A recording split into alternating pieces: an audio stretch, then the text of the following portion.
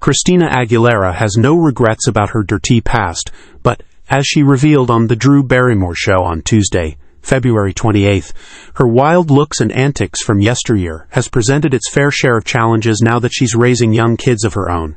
I knew it was coming the day I wore chaps.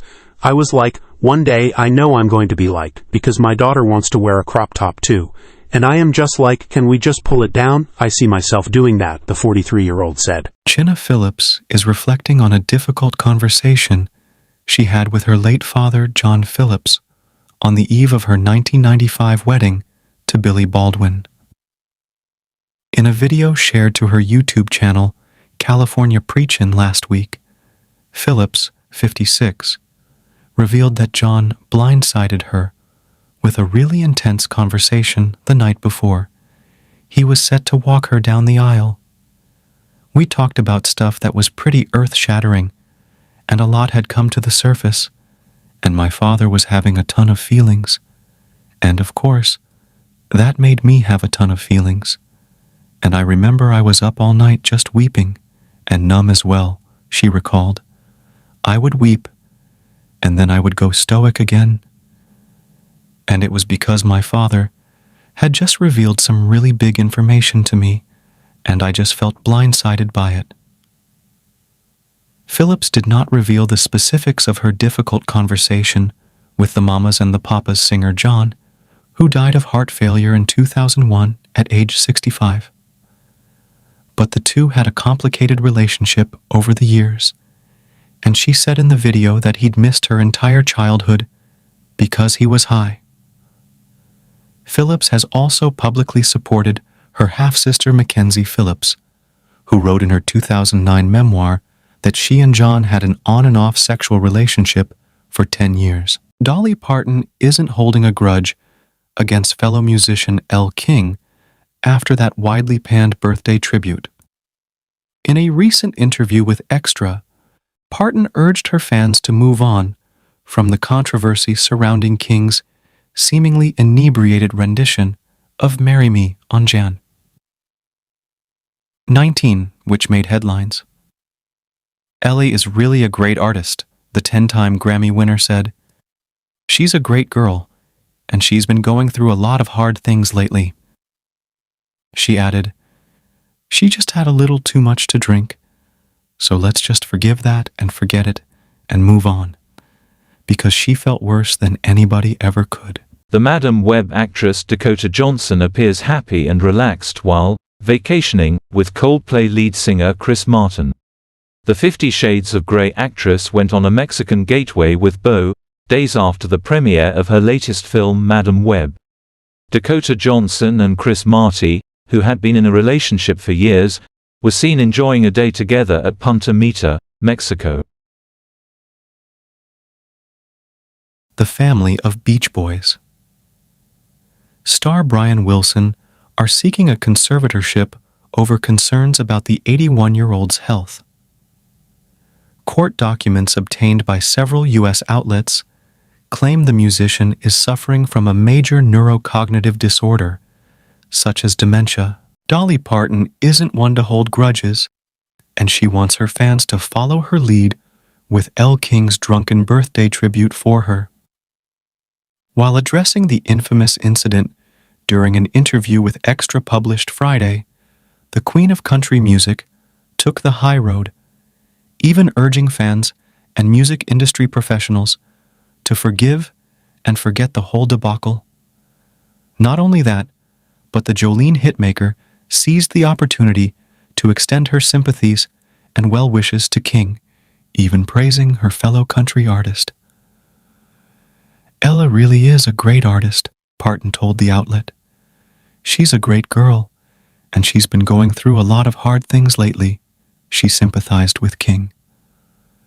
Last month, the 34-year-old singer came under fire for ruining Dolly Parton's 78th birthday tribute, as she appeared on stage drunk, slurring her words, cussing out the audience, and not even remembering the lyrics to Parton's songs. Dakota Johnson has recently reflected on her worst time on the set of The Office.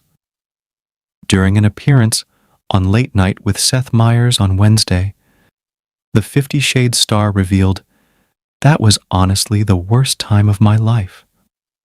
I love that show so much." And they were like, "Do you want to be in the series finale?" And I was like, "Of course," thinking that I'd show up for like half a day. I was there for 2 weeks, and I'm barely in the show, stated the 34-year-old. Dakota, who played a new employee in the comedy's final episode in 2013, recalled everyone on the set was sad because it was ending at the time. Dishing out cast's reaction, the actress mentioned, "They were sad. And also, like, there were weird dynamics that had been going on for the last 10 years. Dakota also disclosed that she wanted to fit in with the casted, but didn't work out as no one really paid attention to her. Some people didn't speak to each other, and I'm coming in like, ha ha ha, I'm so excited to be here, and no one wanted to talk to me," she jokingly said. The social network actress pointed out that she was spotted in the background in the series. To this, Seth added, "Can I tell you? I recently watched it, and it was some of the most believable faxing I've ever seen. And a lot of people, I think, mail it in when they're in the background of those shows." Dakota Johnson has recently reflected on her worst time on the set of The Office. During an appearance on Late Night with Seth Meyers on Wednesday, the 50 Shades star revealed, "That was honestly the worst time of my life. I love that show so much." And they were like, "Do you want to be in the series finale?"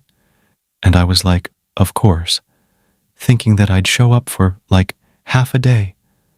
I was there for 2 weeks, and I'm barely in the show, stated the 34-year-old. Dakota, who played a new employee in the comedy's final episode in 2013, recalled everyone on the set was sad because it was ending at the time. Dishing out cast's reaction, the actress mentioned, "They were sad. And also, like, there were weird dynamics that had been going on for the last 10 years.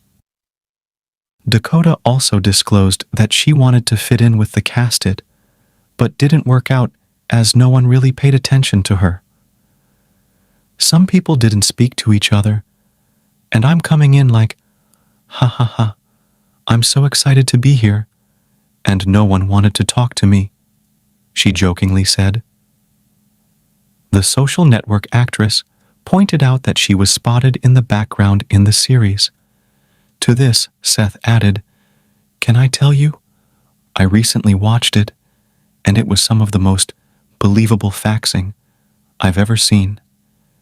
And a lot of people, I think, mail it in when they're in the background of those shows." Bradley Cooper invests in a Pennsylvania farmhouse close to Gigi Hadid's family.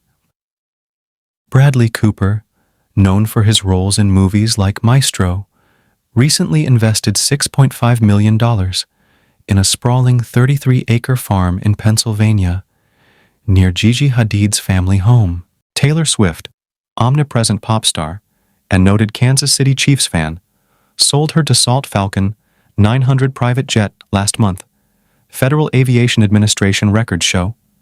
The plane, which Swift acquired in 2009, is listed at $44 million new, according to Business Jet Traveler.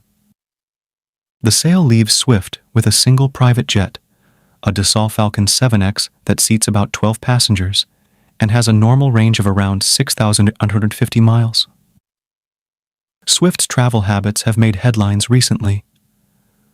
Per the Washington Post, the singer is reportedly threatening legal action against Florida college student Jack Sweeney, who has used publicly available data from the FAA and flight signals sourced from individual aviation enthusiasts to track Swift's private flights and post social media updates about her travel. Bruce Willis is inflicted with an untreatable condition, dementia.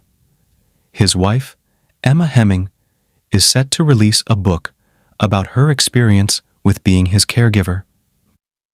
In a newsletter, the British model opened up about her upcoming book, For many people, their first touch point about this disease is received in their doctor's office. I think it's very important how this information from doctor to patient and loved one is relayed. She continued, having resources and information readily available is imperative. I know between my experience and other care partners that I have spoken to, our stories are unfortunately similar. Noting, we left that office with close to no resources or support and with a diagnosis that I could hardly pronounce. Last year, the family of Bruce announced the megastar has frontotemporal dementia after he was initially diagnosed with aphasia in 2022. Dolly Parton is one of the most beloved country stars of all time, and one of her most well-known hits is 9 to 5, a song she wrote for the 1980 movie of the same name, which she also starred in. In February, she collaborated with rapper Pitbull to put a new spin on the tune. Pitbull released Trackhouse Daytona 500 Edition, a collection of 7 new songs on February 16th. One of them, a track called Powerful Women, features Parton. She speaks in the intro to the energetic song, and the chorus from 9 to 5 inches featured in its entirety. Later, Parton has a spoken verse about the same subject matter of the original song. She also does the outro along with Pitbull. She gives a shout-out to Jane Fonda and Lily Tomlin, her co-stars in the film. Elena Rybakina hopes her strong affinity with the UAE will translate into success when she gets her Mubadala Abu Dhabi Open campaign underway. Rybakina is a frequent visitor to the UAE.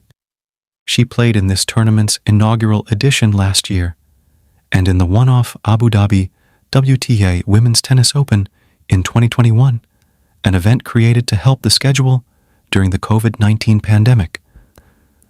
The Kazakh World No. 5 has also played in 3 of the last 4 Dubai Duty-Free Tennis Championships, reaching the final on debut in 2020 when she lost in one of the greatest women's matches in the tournament's history. Rybakina also conducts her preseason training camps in the UAE, so is more familiar than most with the courts and conditions.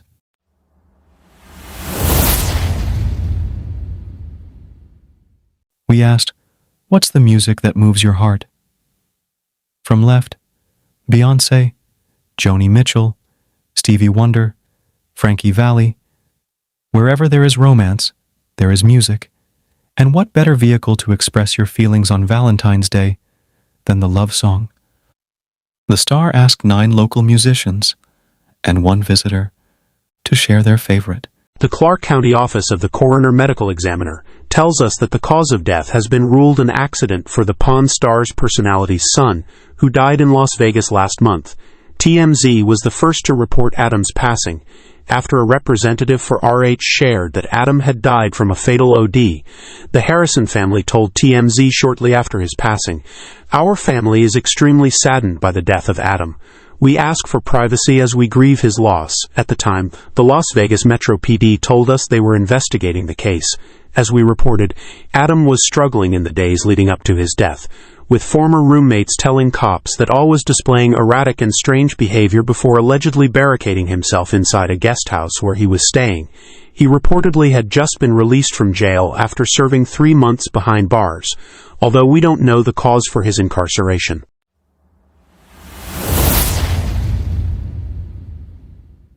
One thing Taylor Swift will do, and in fact, is an expert at doing, is leaving people guessing. Aside from being a force in music and popular culture, the performer is known for cultivating a sense of mystique, which permeates everything she does, from her songwriting to her choices in clothing.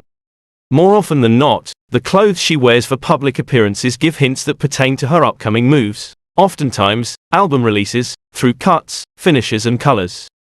If you're reading this and wondering if this writer suffers from a case of celebrity delusion, allow me to point out a past example.